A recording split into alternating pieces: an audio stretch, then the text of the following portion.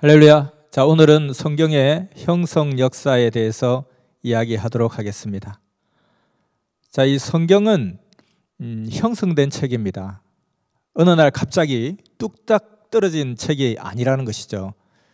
성경은 하나님의 말씀인데 천지 우주 만물의 법칙을 담고 있습니다. 그리고 성경은 하나님의 메시지를 인간이 지각할 수 있는 그런 방편으로 전달하신 책입니다. 히브리서 1장 1절에서 2절까지 보면 여러 부분에 걸쳐 여러 방법으로 성경은 기록되어 있다, 이렇게 이야기하고 있습니다. 여러 부분에 걸쳐 여러 방법으로. 성경은 그래서 여러 가지 이 형태의 총서다, 이렇게 말할 수 있습니다. 여러 성격들의 내용들이 여러 모양으로 섞여 있다는 거죠. 때로는 역사로, 때로는 시로, 또는 비유로, 격언으로, 희곡으로, 신화로. 그래서 이렇게 다양한 형태의 그런 성격의 모습으로 나타나 있기 때문에 우리가 이 성경을 볼 때 군데군데마다 다 다양하기 때문에 그 부분을 어떤 언어로 볼 거냐, 이게 굉장히 중요한 고려 사항입니다. 예를 들어서 이제 심장이 터질 것 같다, 심장이 터질 것 같다, 이걸 갖다가 시적 언어로 보느냐, 이것을 의학적 언어로 보느냐, 거기에 따라 굉장히 의미가 달라지죠. 그리고 또 디모데후서 3장 16절에 보면 모든 성서는 하나님의 감동으로 이루어져 있다, 이렇게 되어 있습니다. 그래서 하나님은 어떻게 감동으로 이 성경에 형성되기까지 이끌어 오셨나, 또 어떤 과정을 통해서 하나님이 감동으로 역사하셨나 하는 것을 우리가 살펴봐야 되는데요. 자, 성경을 보면 처음에 어떻게 형성되냐면 처음에는 어떤 사실 또는 어떤 사건이 생깁니다.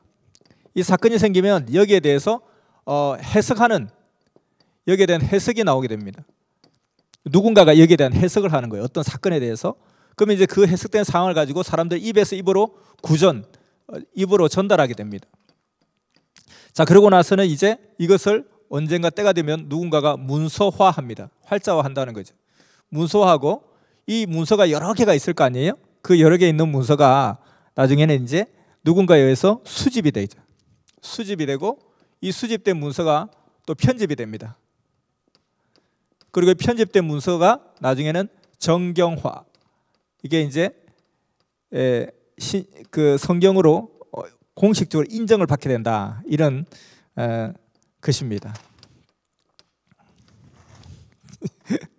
자, 이 사실, 사건, 이것은 어떤 뜻이냐면 어떤 하나님이 특수한 사건을 일으키신다는 거죠. 예를 들어서 자연성전에 돌을 쌓는다, 아브라함이 이주를 한다, 그리고 홍수심판이 일어난다, 이런 사실 사건들이 하나님이 이제 주도를 하십니다. 그러면 거기에 대한 해석이 붙는 거예요. 그러니까 어떤 역사적 해석, 그 사건이 그때 당시에 그 사건을 사람들은 어떻게 받아들였나, 어떤 의미로 받아들였나 하는 것이고요. 또 그때 그 사건이 지금 오늘날 나에게 어떤 의미를 주는가, 이런 것이 하나의 해석의 영역입니다. 그래서 그때 당시에 그 사건을 어떤 의미로 받아들였나, 여기에 너무 집중하다 보면 이 역사하게 될 것이고, 그리고 그것이 오늘날 나에게 어떤 의미를 주는가, 여기에 너무 집중하다 보면 너무 주관적일 수가 있죠. 그래서 굉장히 균형 감각이 필요하다는 것입니다. 자, 자연성전에 돌을 쌓는다. 자, 이랬을 때 그것이 무슨 의미인가? 자연성전에 돌을 쌓는다? 우리도 돌을 쌓으라는 건가? 아니면 그렇게 개발을 하라는 건가? 우리에게 자신을? 아니면 그런 정신으로 살아라는 것인가? 이렇게 해석하는 자가 있다는 거죠. 그 해석하는 그 존재는 메시아일 수도 있고요, 선지자일 수도 있고요, 또 하나님의 사명을 받은 그 누군가가 이 사건에 대해서 해석을 한다는 것입니다. 자, 아브라함이 가나안으로 이주를 했다. 이건 단순히 한 사람의 어떤 이주 사건으로 볼 수도 있습니다. 그리고 모세의 이야기는 하나의 영웅담으로 그렇게 볼 수도 있습니다. 그리고 이스라엘 역사의 한 토막사라고 볼 수도 있죠. 예수님의 이야기는 아주 미스테리한 이야기일 수도 있습니다. 자연성전 개발은 단순한 개발 사건으로 볼 수도 있습니다. 그런데 우리는 그런 의미로 보지는 않는 것이죠. 그래서 이것이 바로 역사적 해석, 그리고 어떤 이 시대에 어떤 의미를 주는가 하는 그 해석이 붙기 때문에 그 아브라함의 그 이주 역사를 단순한 한 개인의 이주로만 보지 않는다는 것입니다. 해석을 하니까 그런 개인의 단순한 이주 사건으로 보지 않는다는 거죠. 자, 이것이 해석 단계입니다. 그 다음에 이제 그 해석되어진 그 내용으로 그 의미로 사람들의 입에서 입으로 전달이 되게 되는 구전의 과정을 거치게 되죠. 자, 그래서 구전을 하게 된 것은 그 고대 과거 시대에는 종이가 없었습니다. 또 시대가 발달해 종이가 생겼을 때는 종이가 또 귀했어요. 그래서 구전될 수밖에 없었고, 또 구두전성, 이 구전이 습관이었고, 또 하도 이렇게 우리는 이제 구전을 하다 보니까 기억력이 굉장히 좋았어요. 뭐 요즘은 우리가 뭐 전화번호 하나도 기억 잘 못하잖아요. 근데 예전에 우리 다 전화번호 거의 많이 기억했잖아요. 그리고 뭐 이제 뭐 노래를 불러도 가사가 안 나오면 노래 하나 못 불러요. 근데 예전에 노래 다 그냥 외워서 다 불렀잖아요. 그래서 이 옛날에 이제 그 구약의 랍비들은 구약 성경 전체를 다 외웠다는 거예요. 여러분 구약 성경 한번 보세요. 그게 분량이 어마어마한 분량이잖아요. 그걸 다 외웠다는 거예요. 왜냐하면 그것을 책으로 가지고 다닐 수가 없고, 또 그것이 뭐 누구든지 그렇게 할 수 있는 여건도 아니었기 때문에 계속해서 그것을 기억해서 입에서 입으로 전해주고 들은 것을 전해주고 이렇게 하다 보니까 기억력도 굉장히 좋아졌던 거죠. 그래서 이 구전은 그때 당시에는 뭐 종이가 없었거나 있었어도 너무 귀했고, 그리고 구두전성의 습관이 있었고, 또 기억력이 너무 좋아서 가능했다. 그런데 그렇게 입에서 입으로 전해지는 내용들이 이제 누군가에서 문서화가 되게 됩니다. 그리고 그 뒤에 이제 수집되어지겠죠. 그 많은 여러 문서들이 이게 수집이 되어집니다. 근데 수집이 되어지다 보니까 똑같은 내용도 있고 또 다른 내용도 있고, 또 그러다 보니까 어떤 내용은 막 여러 군데서 나오고, 어떤 내용은 또 비어 있고, 그러다 보면 그 수집된 그 문서들을 가지고 뭘 해야 돼요? 편집을 하게 된다는 것입니다. 한 예를 들어보면 모세오경이 있죠. 이 모세오경은 이 구약을 어떻게 나누냐면은 그 예전에는 구약을 율법서, 예언서, 성문서 이렇게 세 개로 나눴어요. 근데 율법서가 바로 모세오경을 이야기하죠. 모세오경은 창세기, 출애굽기, 레위기, 민수기, 신명기 이렇게 5가지 탑 레벨로 본 거예요. 그리고 그 뒤에 예언서, 성문서는 하나의 그냥 이것을 이 모세오경의 율법을 해석하고 또 설명하는 정도 이렇게 생각했고요. 더군다나 율법서와 예언서는 그래도 좀 더 중심적인 입장인데, 이 성문서는 부록과 같은 그런 입장의 위치를 가지고 있었어요. 이 모세오경, 그 아주 중요한 모세오경, 이 모세오경을 보더라도 저자를 보통 모세라고 보죠. 그래서 모세오경이라고 그렇게 이야기하잖아요. 근데 이 모세오경을 보면 여러 문서가 합성되어 있다는 것을 알 수가 있습니다. 그리고 모세 외에 다른 사람이 손댔다는 것도 얼마든지 쉽게 알 수가 있어요. 자, 예를 들면 우리가 이제 이런 게 있습니다. 신명기, 모세오경의 마지막 책이 신명기잖아요. 그 신명기 34장을 보면 모세가 죽은 후의 일을 말하고 있습니다. 근데 모세가 썼다고 할 수 없잖아요. 모세가 썼는데 자기 죽은 후의 일을 어떻게 기록할 수 있겠어요? 이것은 당연히 모세 자신이 기록했다 볼 수가 없고, 후세 누군가가 여기에 기록했다 이렇게 볼 수밖에 없죠. 자, 그리고 또 창세기 36장에 보면 에돔이라는 나라의 왕의 이름을 열거하고 있는데, 이스라엘을 다스리는 왕이 있기 전에 이들이 모두 다스렸다 하는 내용이 있습니다. 자, 여기에 무슨 문제가 있을까요? 창세기 36장 31절인데 뭐가 문제가 될까요? 자, 창세기를 모세가 썼다면 이스라엘의 왕이 있기 전에 라는 내용을 이 저자가 어떻게 알 수 있어요? 이스라엘의 왕이 있었다는 것은 그 초대가 사울 왕, 다윗 왕, 솔로몬 왕이잖아요. 창세기하고는 아주 거리가 먼 때예요. 근데 이 창세기 이야기를 다루면서 이렇게 할 수가 없는 거죠. 창세기 그 시대를 다룰 때. 자, 그리고 세 번째는 창세기 14장 14절을 보면 아브라함이 자기 조카 롯을 사로잡아간 자들을 단이라는 지역까지 추격을 했다. 그 단이라는 지역이 나와요. 그런데 사사기 18장 29절에 의하면 모세가 죽은 후에도 아주 오랫동안 그곳 이름이 라이스라는 이름으로 불렸다는 거예요. 그러다가 사사시대에 단으로 이름을 고쳐 불렀다 이렇게 이야기하고 있어요. 그러니까 사사시대 때 그 단이라는 지역 이름이 불러진 건데 어떻게 이렇게 아브라함이 조카 롯을 잡으러 가는데 그때 당시에 단까지 갔다. 이거는 말이 안 되는 거죠. 그러니까 이것도 보면 서로 여러 문서가 편집되어져 있다. 그러니까 그래서 이 짜깁기를 하다 보니까 앞뒤가 좀 안 맞는 것이 있고 앞뒤가 충돌하는 것이 있고 틀린 것이 있다는 거죠. 그래서 모세가 죽은 후에 기록을 모세가 기록했다 하고 신명기 34장에 버젓이 나오고 있는 것과 같이 그런 거죠. 자, 우리가 어떤 섭리적으로 보면 이 하나님의 자연 성전에 많은 사람들이 밀려왔다 이런 내용이 있다면 이것은 적어도 80년대 후에 80년 이전의 글은 아니구나 이렇게 알 수 있죠. 그전에는 그곳에 사람이 없었으니까요. 그래서 자 모세 오경에 보면 또 네 번째는 블레셋 사람이 많이 언급되어 있습니다. 창세기 21장 34절, 26장 14절, 그리고 출애굽기 13장 17절 이렇게 많이 블레셋 사람들이 언급되어 있는데요. 사실은 기원전 1200년경까지는 그들이 팔레스타인 지역, 이스라엘 지역에는 전혀 출몰하지 않았다 하는 것이 역사적 정설로 받아들여지고 있습니다. 그래서 모세 시대보다 훨씬 이후에 이 쓰여진 부분들을 모세오경에서 곳곳에서 볼 수가 있다는 것입니다. 자, 또 하나는 또 다른 형식으로 보면 모세오경에는 같은 사건에 대해서 서로 다르게 묘사하고 있는 것들이 또 많이 있어요. 예를 들면 브엘세바가 그런 이름을 갖게 되었는지 설명하는 두 가지 이야기가 있습니다. 하나는 아브라함과 아비멜렉 사이에 맺은 계약에서 브엘세바라는 그 명칭이 나오게 되고요.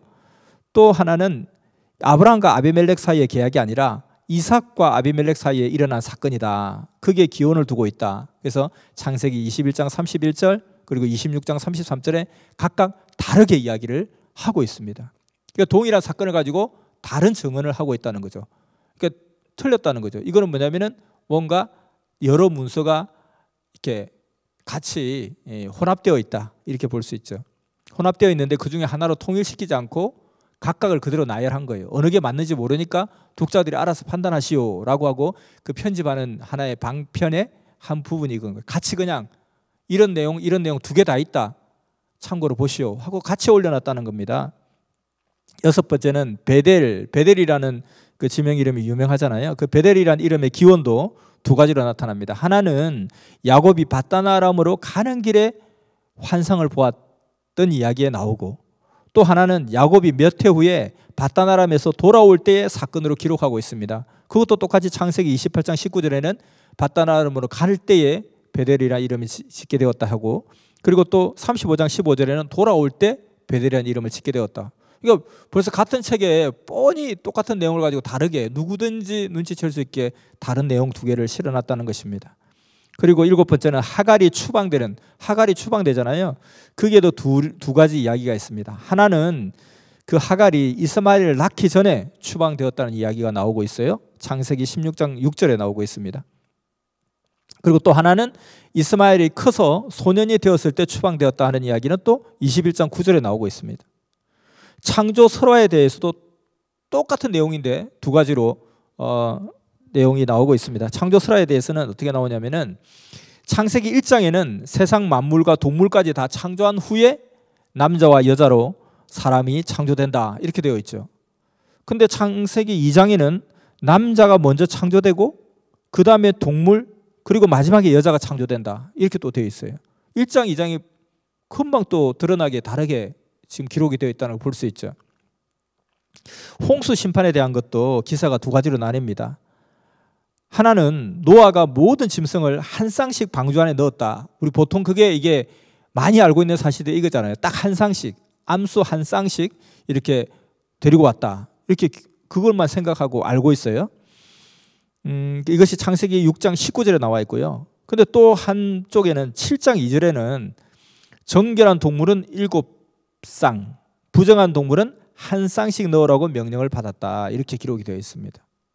이와 같이 이 중복된 내용들 이것은 왜 그 동일한 내용을 가지고 중복돼서 이야기하고 근데 중복하더라도 왜 이야기가 틀리느냐 이 성경의 신빙성이 떨어지게 하는 거 아니냐 할 수가 있습니다. 그런데 이 편집하는 사람이 여기에 문서를 수집하고, 그러니까 여러 문서가 있었던 거예요. 그러니까 모세오경도 여러 문서가 있었다는 거예요. 여러 문서가 있었는데 그 문서를 수집해 보니까 여러 문서가 있는 거예요. 이거 편집을 해야 되는데 편집하다 보니까 동일한 사건에 대해서 다른 이야기를 하는 게 있는 거예요.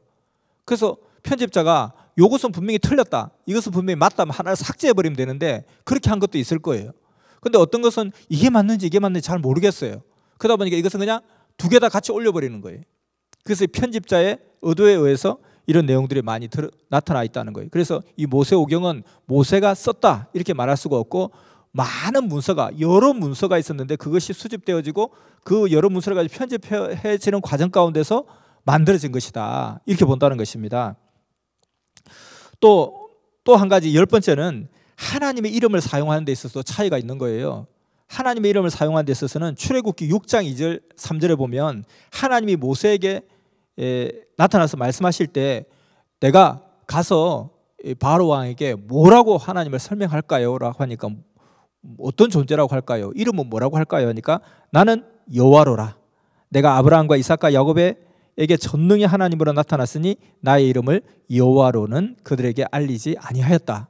그러니까 하나님이 처음으로 내가 이제 이 하나님의 이름을 알려준다는 거예요. 그전에는 아브라함과 이삭과 야곱의 하나님이었으나 내가 그들에게 이름을 알리지 않았다는 거예요. 그런데 그 앞으로 확 돌아가서 보면 창세기 15장 2절, 창세기 15장 8절, 아브라함이 하나님을 여호와라는 이름으로 부른 걸 볼 수 있습니다. 여호와라고 불러요. 그리고 사라와 라반도 그 이름을 창세기 12장 2절, 24장 31절 보면 하나님의 이름을 알고 있고 부르고 있습니다. 셋의 시대에도 그 이름이 이미 사용되고 있습니다. 창세기 4장 26절, 심지어 하와까지도 그녀가 아들을 낳았을 때 여호와라는 이름을 사용합니다. 창세기 4장 1절에 보면요. 그러니까 그 모세에게는 하나님이 내가 너희 조상들에게 아무한테 내 이름을 알려주지 않았어. 내가 너에게 처음 이야기하는 거야. 네가 처음 내 이름을 아는 거야. 그렇게 했는데 웬걸 그 하나님이 나는 아브라함한테 알려주지 않았다는데 아브라함도 다 부르고 있고요. 그 부인 사라도 부르고 있고 또 라반도 부르고 있고 그 다음에 그 아담과 하와의 아들인 셋도 부르고 있고 심지어 하와조차도 창세기 4장에서부터 여호와라는 이름을 부르고 있다는 거예요. 근데 이 앞뒤가 서로 안 맞죠. 자, 이것을 통해서 적어도 모세오경은 한 자료를 가지고 쭉 이렇게 한 게 아니라 여러 자료를 가지고 이게 편집을 했다, 이렇게 볼 수가 있습니다.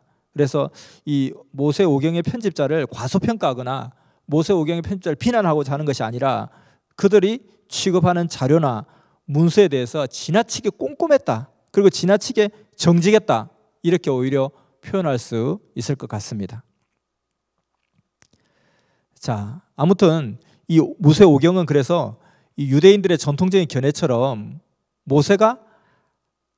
유대인들의 전통을 생각하는 것처럼 모세가 하나님께로부터 직접 받아서 다 썼다, 그게 아니라는 거예요. 모세가 창세기 내용을 다 하나님께 받아 썼다, 그게 아니라는 것입니다. 적어도 하나 이상의 문서가 편집되어져서 형성되었다, 이렇게 볼 수가 있습니다. 그리고 실제로 정확한 저자는 알려지지 않는 거죠. 근데 우리가 전통적으로 유대인의 전통에 따라, 그리고 예수님이 또 인용을 하시잖아요. 모세의 율법을 인용을 하시잖아요. 그래서 모세의 저작권을 그 터전에서 인정을 해주는 거죠. 모세라고 우리 그냥 그렇게 이야기합시다, 모세라고 그냥 그렇게 치죠 뭐, 이렇게 이야기하는 거예요. 세종대왕의 한글, 세종대왕이 혼자서 한글 만들지는 않았을 거예요. 근데 세종대왕의 한글 보편적으로 그렇게 표현을 하는 거죠. 그 예수님도 모세의 오경, 모세의 율법 이렇게 표현하시는 거죠. 그건 구약 유대인의 전통에 따른 거예요. 킹 제임스 버전, 우리가 유명한 어떤 그 번역 성경이잖아요. 근데 그 킹 제임스라는 왕이 자기가 혼자서 그걸 다 번역했느냐? 그게 아니죠. 킹 제임스 시대 때 번역된 거다, 이런데 킹 제임스가 번역했다, 이렇게 보는 거죠. 물론 뭐 세종대왕도 위대하시고 훌륭하고 대단한 학자지만 그런 홀로 한 건 아닐 것이다. 근데 세종대왕 때 세종대왕의 주도로 또 했다거나 아니면 그 어떤 명망 있는 한 분의 이름을, 그 권위를 실어주기 위해서 그 이름을 차용하는 것이죠. 함무라비 법전, 함무라비라는 왕이 자기가 다 그 법전을 완성한 것은 아닐 거예요.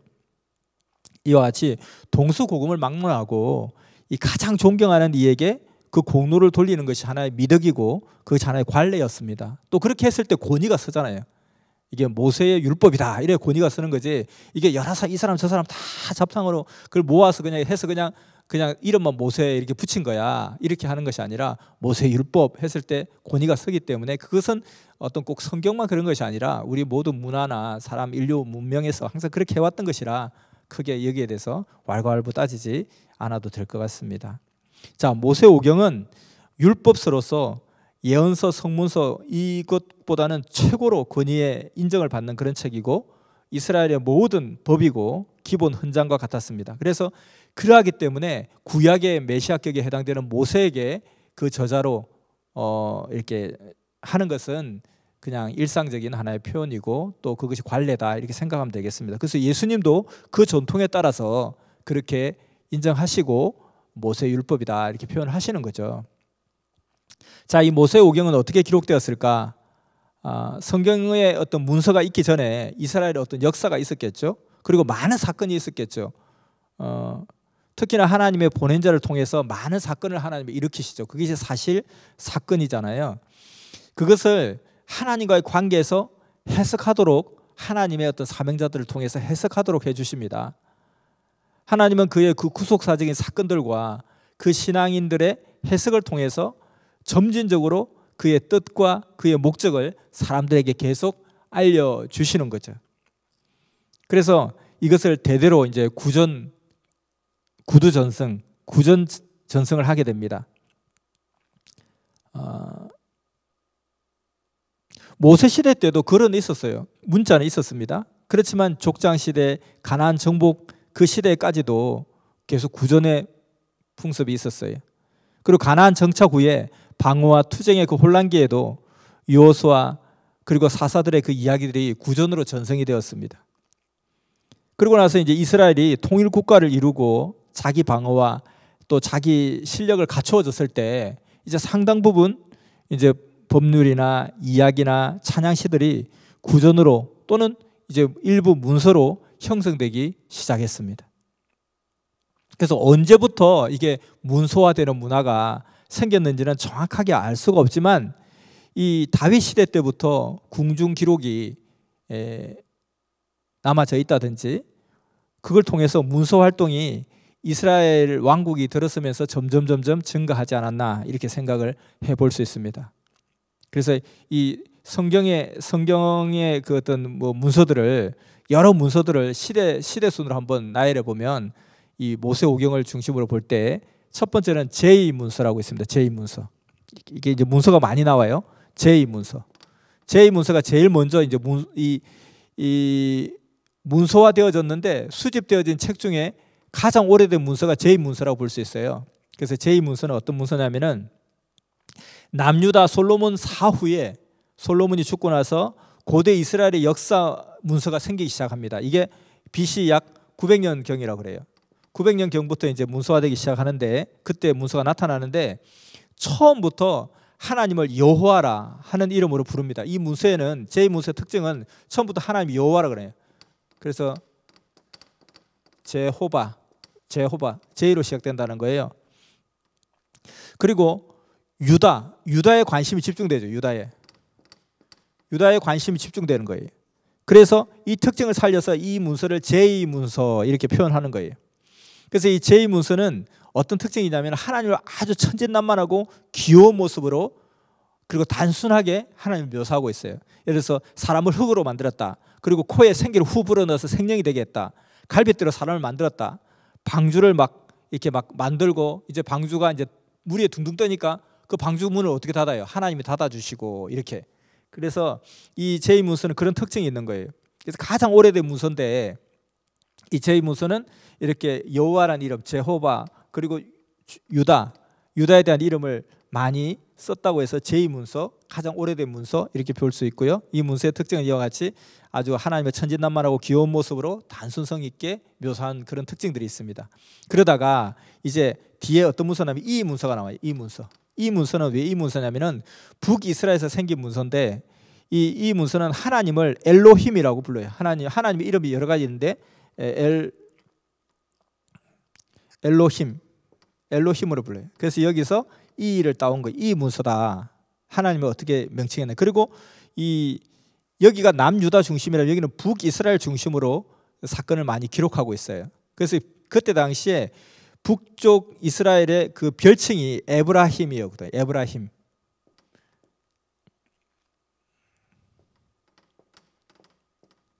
에브라힘. 그래서 엘로힘 그리고 에브라힘, 여기도 마찬가지죠.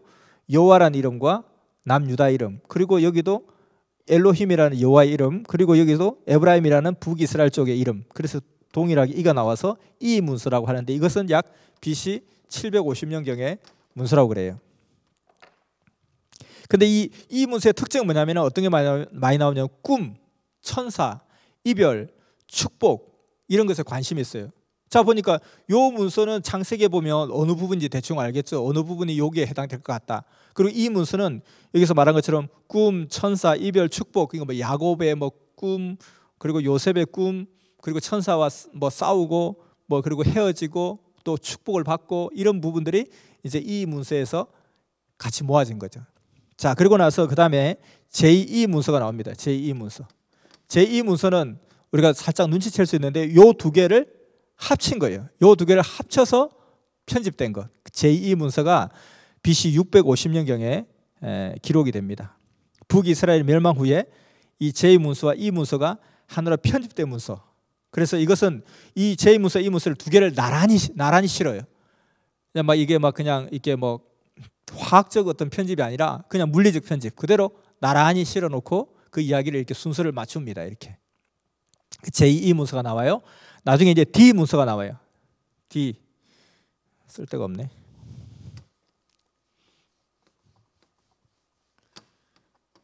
자, D 문서라는 것은 뭐냐면은 BC 621년경에 발견이 되는데 요시아가 성전을 단장하다가 그 성전 단장하다가 율법책을 발견했다고 그랬잖아요. 그것을 가지고 종교개혁을 실행했다 이렇게 되어 있는데 이때 이 발견했던 문서가 아마 신명기의 문서가 아닐까. 이것이 역사학자들의 다 정설로 되어 있습니다. 신명기.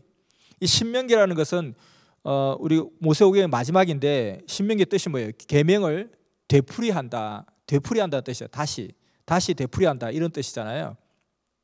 그래서 이 신명기가 신명기의 그 어떤 그 뭐죠? 신명기를 제가 잘 듀터라노미 이렇게 해가지고 DUT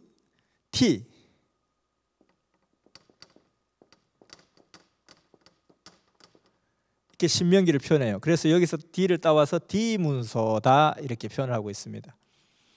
자, D 문서가 발견되기 전에 이미 제2 문서가 존재하고 있었죠. 근데 제2 문서는 아주 서사적이고 역사 문서 같은 입장이었습니다. 근데 D 문서는 아주 율법적 요소가 강하게 여기에 들어가 있습니다. 그래서 아마 하나님이 모세에게 준 율법이 바로 이 D 문서가 아닌가 이렇게 추측을 하죠. 그래서 이제 제2 문서와 D를 함께 또 혼합시킵니다. 그리고 거기에다가 모세의 죽음의 이전까지를 자꾸 이제 내용을 또 집어넣는 거예요. 그러면서 점점점 이게 형성되어 가는 거죠. 자, 그렇게 하다가 이제 뒤에는 H 문서가 나오게 됩니다. H 문서. H 문서는 뭐냐면은 거룩한 법전, 홀리니스 코드.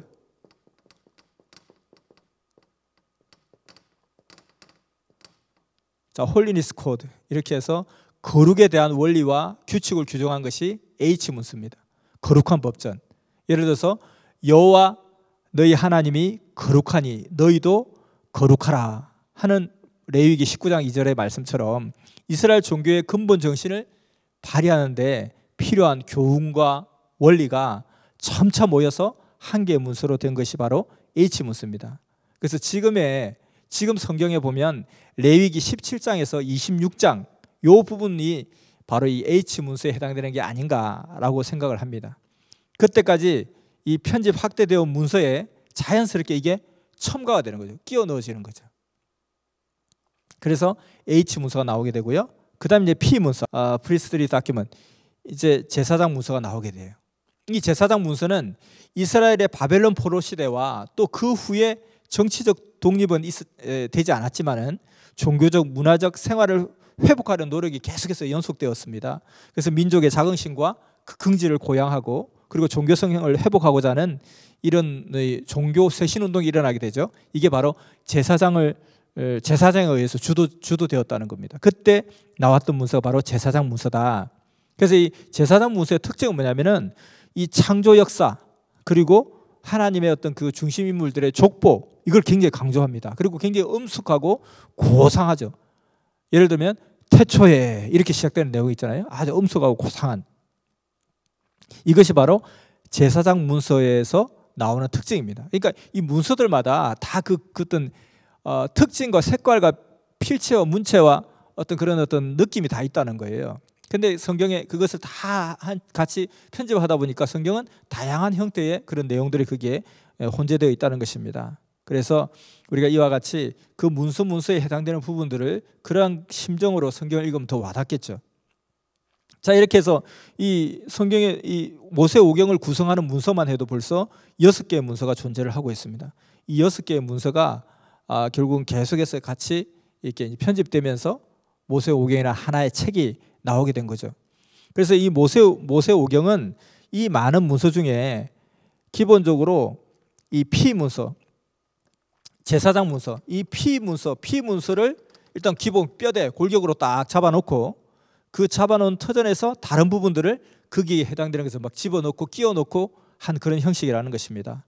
그래서 이게 BC 450년경에 완성이 된다는 거예요. 450년경에. 그래서 에스라가 그 시대 종교 부흥 운동을 일으키면서 사람들에게 읽어주었던 그 성경이 바로 BC 444년에 읽어준 것으로 나오니까 아마 이 문서가 아닌가 이렇게 생각되죠. 그 후에 한 100년 동안 이 모세오경이 오늘의 형태로 계속해서 이렇게 만들어져 가게 됩니다. 그러면서 권위가 인정되게 되고, 그래서 BC 400년경에 이 오경이 이 제일 먼저 이 성서로 받아들여지게 된 거예요.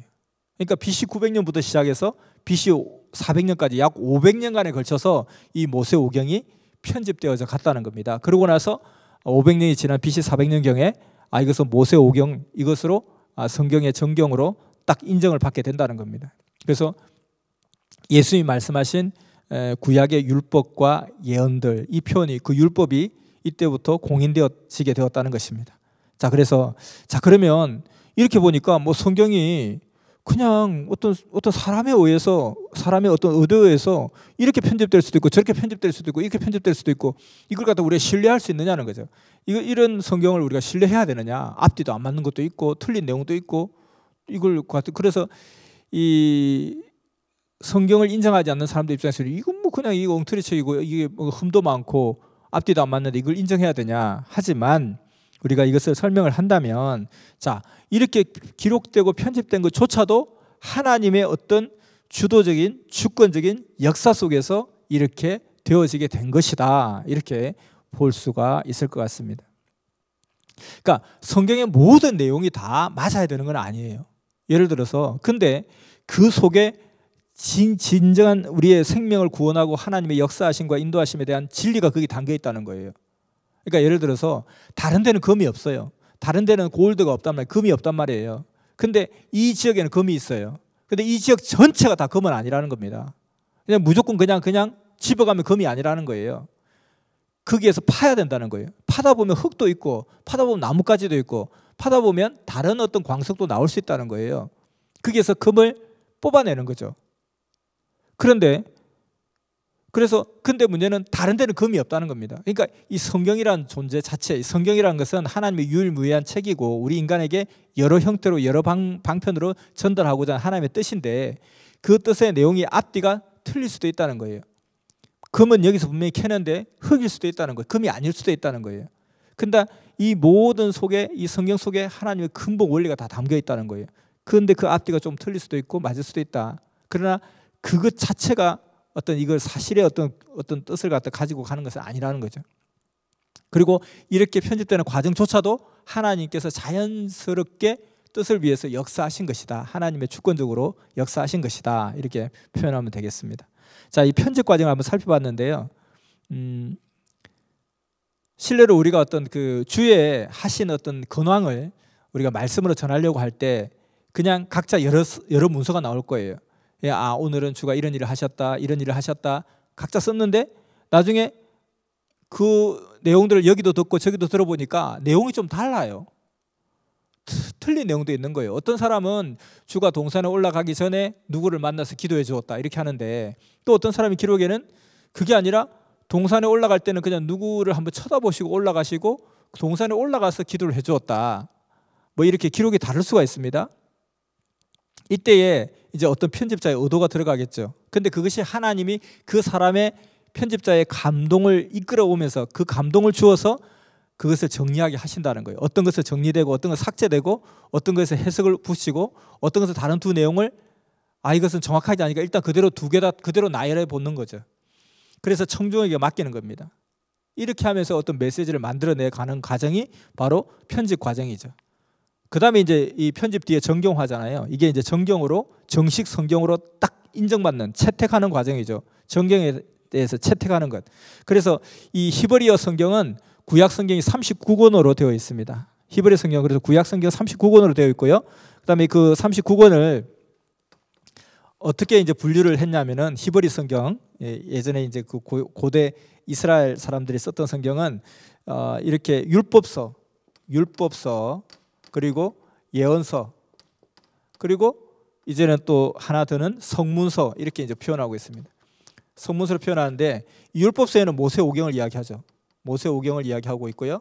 그 다음에 여기 예언서는 전기예언서, 후기예언서, 이렇게 또 두 가지로 또 나누고 있습니다.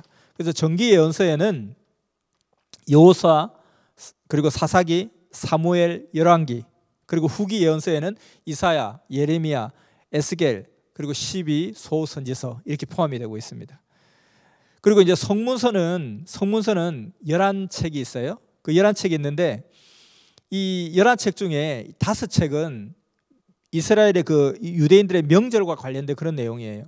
그러니까 솔로몬의 아가서는 유월절에 해당되는 내용이고, 그리고 룻기는 오순절에 해당되는, 추수감사절 격인 오순절에 해당되는 내용이고, 예레미야 애가는 예루살렘 성전의 파괴된 것을 기억하고 금식하는 압월이라는 9월달인데 그 압월절에 해당되는 것이고, 전도서는 장막절, 그리고 에스더서는 불임절에 대해서 중심적으로 표현하고 있습니다. 명절과 관련된 그런 내용이고요.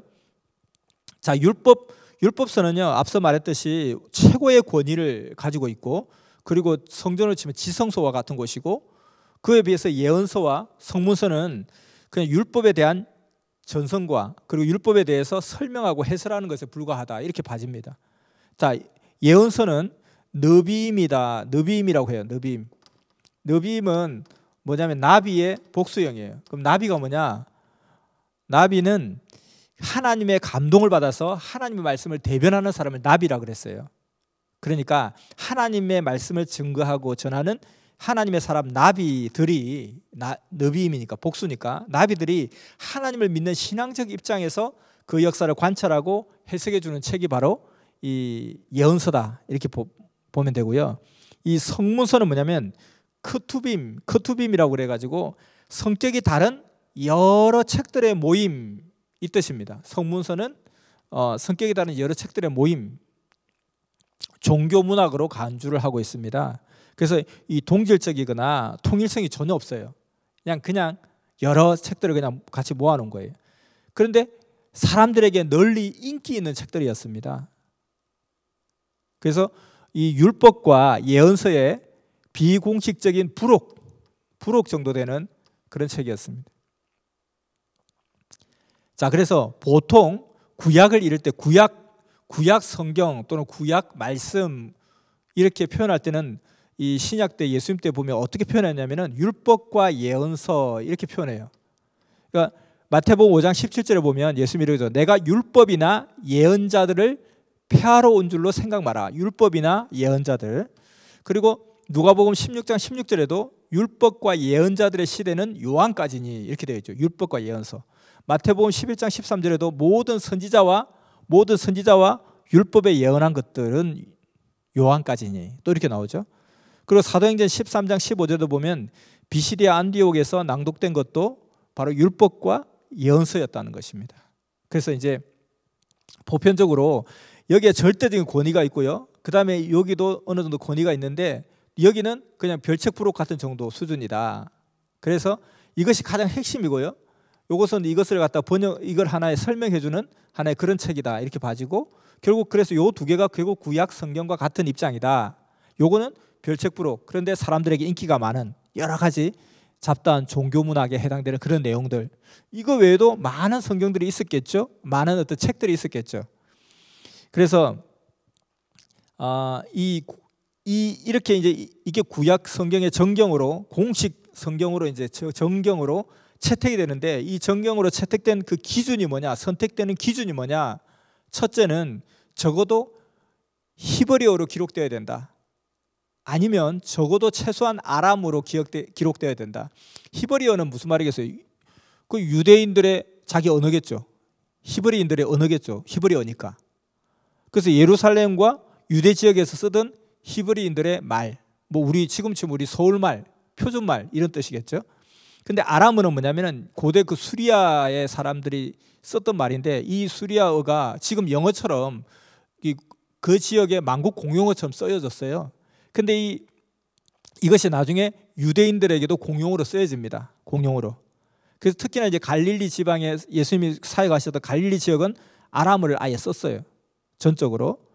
그래서 이제 그 예루살렘에 있던 사람들은 이렇게 아람어를 쓰는 사람들 좀 이렇게 천박하다 하고 좀 무시도 하기도 했어요. 그래서 이 아람어는 하나의 어떤 뭐 그 시대 예수님 당시 유대 땅에서는 하나의 어떤 사투리격으로 쓰여졌을 것 같고요. 히브리어는 표준어처럼 그렇게 쓰여졌던 거죠. 근데 사실은 뭐 범세계적인 공용어는 오히려 아람어였다. 근데 그 아람어는 고대 언어였다는 거죠. 근데 그때 당대에는 많이 쓰지 않았다는 겁니다. 그러니까 결국은 히브리어가 표준어인데 우리가 뭐 서울 사람들이 저기 시골 사투리 쓰고 막 그러면 막 재밌어하고 좀 이렇게 조금 왜 사람이 격이 떨어져 보인다고 생각할 수도 있잖아요. 사람이 뭐 허우대 멀쩡했는데 갑자기 막 입을 여니까 막 갑자기 사투리가 막 나오니까 너는 미팅 가도 입 열을 말은 하지 마. 그러면 돼. 이렇게 이야기도 하잖아요. 그래서 히브리어로 기록돼야 된다. 구약 성경의 선택 기준이 히브리어로 기록돼야 된다. 아니면 적어도 아람어까지는 기록돼야 된다. 이거였고요. 또 두 번째는 에스라 이전의 기록이어야 된다. 이 에스라는 하나의 뭐냐면은 그 말라기 시대 사람이었거든요. 그러니까 그 에스라가 마지막에 막 성경을 읽어주고 막 신앙 쇄신 부흥 운동을 하는 그런 시대였는데 그때 이후로는 이 참된 예언적 영감은 이제 그때 이후로 끝났다 이렇게 보는 거예요. 말라기 이후로는 책이 없잖아요. 그래서 정경에도 없잖아요. 그래서 이 말라기 이전에 이미 이 어떤 하나님의 절대적인 예언적 영감에 그 쏟아부으는 역사는 끝났다라고 보기 때문에 에스라 시대 이후의 기록들은 아예 가치가 없다. 가짜일 가능성이 많다. 인정 안 해준다 이거죠. 그래서 히브리어로 기록되고 아람어로 기록되거나 적어도 에스라 이전의 기록이어야 한다 이렇게 보는 거죠. 그리고 이제 이 성문서에 포함되는 이 내용들이 이 중에서 11책이 결국은 정경화된 것은 어떤 기준이냐 했을 때 절대적 가치가 인정된 그런 이 책은 참 괜찮다. 누가 보더라도 참 괜찮다. 수준 있다. 이렇게 본 것이고요. 그 다음에 또 이게 저자가 없다 보니까 그냥 그 훌륭한 어떤 인물이 저자라고 갖다 붙일 수가 있다는 거예요. 이게 저자가 정확하게 있으면 딴 사람이라 할 수 없는데 저자가 없어요. 그러다 보니까 에이 모세라고 하자, 에이 다니엘이라 하자 이런 식으로 붙여버리는 거죠. 실제로 다니엘서가 BC 167년경에 기록됐다고 되어 있어요. 그러니까 다니엘이 살던 시대가 아니잖아요. 다니엘은 벌써 수백 년 전에 사람이잖아요. 근데 이 다니엘서를 그렇게 기록해버린 거예요. 그러니까 사실은 다니엘서도 다니엘이 기록한 것은 아니다 이렇게 보는 거죠. 근데 다니엘이 썼다고 그냥 이름을 이 익명의 책이니까 예시대 인물로 그냥 그렇게 등재를 해버린 겁니다. 자, 다니엘로 저자를 등록해 버리는 거죠. 그리고 이제 여기 보면 집회서라는 게 있습니다. 어떤 이것은 뭐 그 집회 때 막 전해졌던 말씀들을 모아놓은 것 같은데요.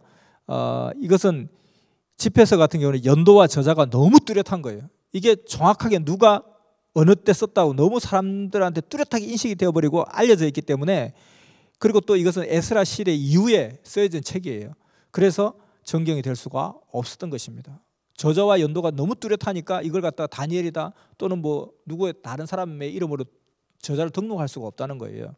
그리고 에스라 시대 이후에 책이었기 때문에 정경이 되지 않았습니다. 자, 그래서 앞서 말한 것처럼 자, 이렇게까지 하는데 성서를 믿을 수 있느냐? 결국 이 모든 과정 또한 하나님의 감동과 하나님의 주권적인 역사하심에 의해서 그렇게 된 것이다. 우리가 어떤 보고를 잘못해서 이렇게 되었지. 그래도 맞다는 것입니다.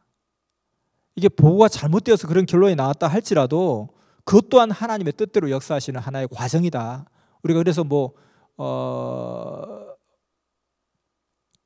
축구 경기할 때도 오심도 뭐 판정의 일부다, 오심도 경기의 일부다 이렇게 하듯이 그것 또한 하나님께서 주권적으로 역사하는, 그러니까 이게 뭐 심판이 오심하는 거야 자기의 주관적인 판단이지만 이것은 성경의 역사는 하나님이 주관하는 세계이기 때문에 인간이 볼 때 저거는 좀 뭔가 착오가 있다 하는 것 또한 하나님께서 그 착오를 통해서 또 역사를 하시는, 주권적인 역사를 하시는 부분이기 때문에 그 자체를 순종하고 감사하고 감격하며 받아들이면 그런 역사가 일어난다는 것입니다. 어련히 알아서 하시겠냐라고 보는 거죠.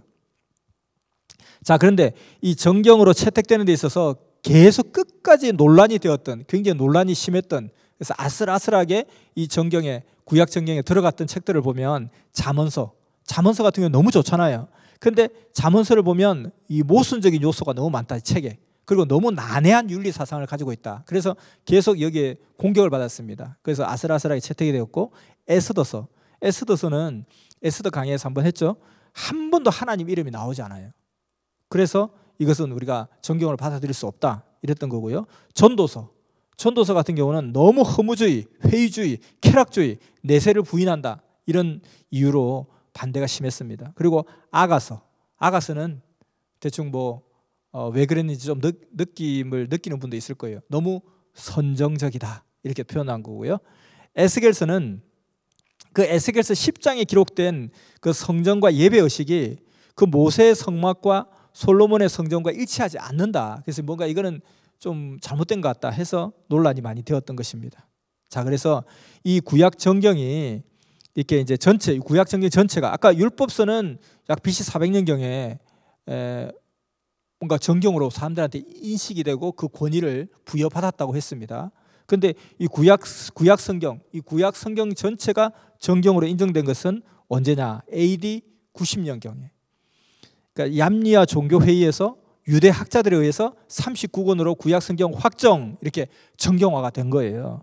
그러면은 처음에 제2문서가 나왔을 때가 BC 900년이라고 그랬잖아요. 그리고 AD 90년까지 약 1000년의 과정을 걸쳐서 구약 성경이 구약 성경하고 딱 이렇게 인정이 되게 된 거예요. 그래서 AD 90년이다 보니까 예수님 때는, 예수님 말씀하실 때도 율법과 예언의 말들 이렇게 딱 가는 거예요. 그때도 완전히 구약 성경이라고 딱 정경화된 게 아니고 구약의 설로 같은 거 이미 BC 400년경에, 그리고 뒤에도 이제 흘러오면서 이게 어느 정도 인정을 받게 되면서 율법과 예언의 말들, 예언의 글들 이렇게 되고, 이 성문서까지 다 포함해서 구약 성경이라고 공식 인정된 것은, 공식으로 확정된 것은 AD 90년.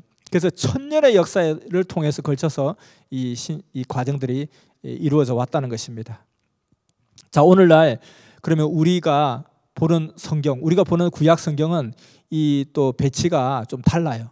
지금은 예전에 정경화 될 때는 지금부터 약 2000년 전에는 율법서, 예언서, 성문서 이렇게 나눠졌는데 지금 성경은 이런 구조로 되어 있지 않다는 것입니다. 그래서 그 과정이 또 조금씩 달라지는 건데, 이거는 히브리어 성경이잖아요. 이스라엘어로 만들어진 성경. 근데 이후에 이제 외경이라고 있어요. 외경을 또 포함해야 된다. 외경을 성경에 포함해야 된다. 외경이 있고요. 또 뭐가 있냐면 위경이 있어요. 위경. 아까 집회서도 있었죠. 외경은 뭐냐면은 감추어진 이란 뜻이에요. 헬라어에서 유래된 건데 감추어진 성경, 감추어진 경전 이런 뜻인데 충분한 가치는 있다는 거예요. 충분한 가치가 있는데 그 정통성에서 인정받지 못해서 공식 예배에서는 사용하지 못했던 것을 외경이라고 그래요. 그 위경은 뭐냐면 위경은 위조 뭐 이런 그런 느낌이잖아요. 그러니까 익명의 저자가 마치 다른 유명한 인물이 기록한 것처럼 꾸민거린 거예요. 짝퉁이죠, 짝퉁. 그러니까 다니엘이 쓴 게 아닌데 다니엘이 썼다 이렇게 했다든지 이렇게 그것은 위경이라 해서 아예 거부를 당했죠. 인정을 안 합니다. 그래서 이게 이제 70인역이다 하는 그 표현이 있는데 70인역은 뭐냐면은 70인역. 이 70인역이라는 것은 그때 당시 이집트 왕이 72인의 학자들을 데려와 가지고 72일간의 헬라어, 당시의 세계 언어였던 헬라어로 이제 번역을 한 것이 바로 이 70인역입니다. 이때에 70인역으로 이제 헬라어로 번역하면서 외경을 여기 집어넣으려고 했던 거예요. 그러니까 이거는 히브리어 성경이잖아요. 그러니까 이스라엘어로 되어 있기 때문에 이스라엘 사람들은 아직 읽을 수가 없는 거예요. 이걸 갖다가 세계 언어로 헬라어로 번역을 해야 되는 거예요. 헬라어로 번역하는데 이 대표적인 것이 70인역이라는 거예요. 72인인데 그냥 70인역 하는 거예요. 70인역 번역을 하면서 이것이 이제 더 유명하고 보편적인 성경이 되겠죠. 왜냐하면 이스라엘 사람들, 예수 믿는 이스라엘 사람들보다 훨씬 더 세계에 더 많았으니까. 그러니까 이렇게 가면서 여기 외경을 여기에 이게 추가하려고 했던 그런 시도가 있었습니다. 근데 이제 그것이 결국은 뒤에 가서는 다시 또 빠지게 되죠. 그래서 지금 현대의 우리 구약 성경은 내용은 히브리 원전하고 똑같아요. 근데 그 배열은 헬라어 번역본, 여기 헬라어 번역본 70인역 헬라어 번역본과 같은 배열을 가지고 있다. 이렇게 봅니다. 그래서 히브리 성경은 율법서, 예언서, 성문서 이렇게 되어 있다면은 이 헬라어 번역본은 율법서, 역사서, 시서, 예언서 이렇게 네 가지 형태로 구분이 됩니다. 그래서 율법서, 역사서, 시서, 예언서 이렇게 구분이 되는 거죠. 자, 그런데 우리가 지금 우리 성경은 여러 가지 버전이 개정, 개역, 개정, 뭐 한글, 뭐 그리고 뭐 또 뭐 현대인의 성경 이건 이제 신교, 개신교 입장이고요. 구약이 아니라 구교. 우리 로마 카톨릭이나 그리스도교 구교에서는 공동 번역이라는 그 성경을 가지고 있어요. 그래서 마테오 이렇게 이게 좀 이태리식으로 다르게 좀 되어 있죠. 근데 거기에는 이 구교의 공동 번역 성경에는 외경 15권 중에 12권이 포함되어 있습니다. 그래서 우리가 뭐 39권, 27권 해서 66권이면 거기에는 12권이 더 포함되어 있는 거죠. 그런데 그때 당시에 이제 외경으로 인정되었던 경전이 15권이었는데 그중에 12권을 그게 포함해서 싣고 있습니다. 그래서 그것이 외경이다 이렇게 해당되는 겁니다.